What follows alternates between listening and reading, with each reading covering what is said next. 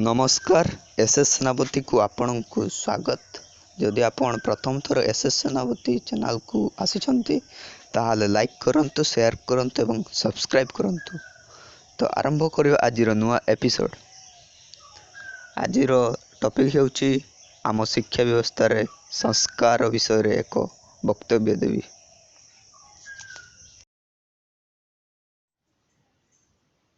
आम संविधान धारा 45 अनुसार मौलिक अधिकार भाव शिक्षा को सार्वजनीन करने विधि व्यवस्था रही।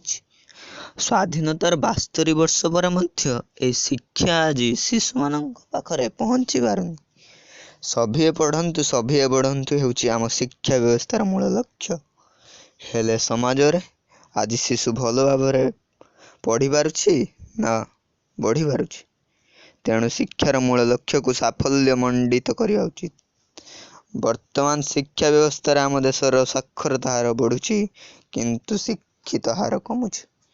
स्कूल रे शिक्षादान अपेक्षा खाता चाष अधिक होउची। सरकारी चाप एते अधिक होउची जे शिक्षक माने शिक्षादान करिया पई कम समय पाउछंती।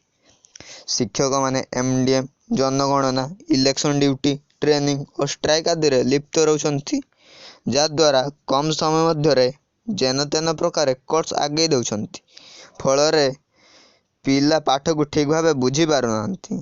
सरकारी चापर पड़ी शिक्षक माने शिक्षादान छाड़ी चाकरी बंचाया स्कूल रे बसी निजर लेसन प्लान, टीएलएम प्रस्तुति और उज्जवल खाता देखा उपरे अधिक गुरुत्व देउछंती। सरकारंकर सर्वशिक्षा अभियान रे उज्जवल, उत्थान, उत्कर्ष स्वागत योग्य पदक्षेप, मात्र यह फलप्रद हेउना। वर्षर अर्धेक समय एथिरे बीती जाउछि, जहा द्वारा पाठ्यपुस्तकर कोर्स पछै जाउछि।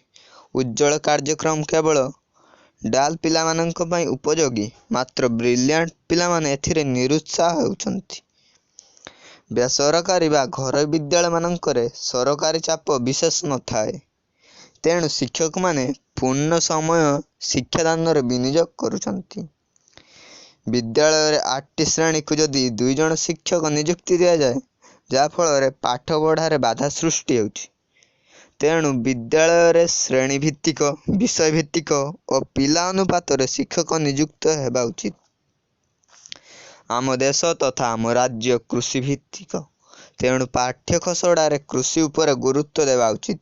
ता छड़ा आम संस्कृति, परंपरा, नैतिक शिक्षा, आध्यात्मिक शिक्षा उपरे प्राधान्य देवा उचित। पाठ्य खसड़ारे श्रम उपरे गुरुत्व देई प्राथमिक स्तर रु धंदामूलक शिक्षा उपरे प्राधान्य देवा उचित। बारंबार क्लास 10th रो परीक्षा ढांचा परिवर्तन जोगु पिला माने निरुत्साह हेउछंती। गत 4-5 वर्ष धरी पिला माने 90% रु ऊर्ध्व मार्क रखि पारुथले। वर्तमान शिक्षा व्यवस्था रे एमसीक्यू उठी जा परे 70% मार्क रखिबा संभवपर नुहे, जा द्वारा चाकरी क्षेत्र रे अर्थात पोस्टल बा अन्य क्षेत्र रे जोंठी मार्क बेसिस रे सिलेक्शन होची, सेठारे वर्तमान रे छात्र माने सेमानक ठारु पछुआ होई रहिबे। जो विद्यालय रे 10 जन रु कम पिला माने रहउछंती पढ़ुछंती, से विद्यालय गुड़ी को आम सरकार बंद करिवार निष्पत्ति नउछंती।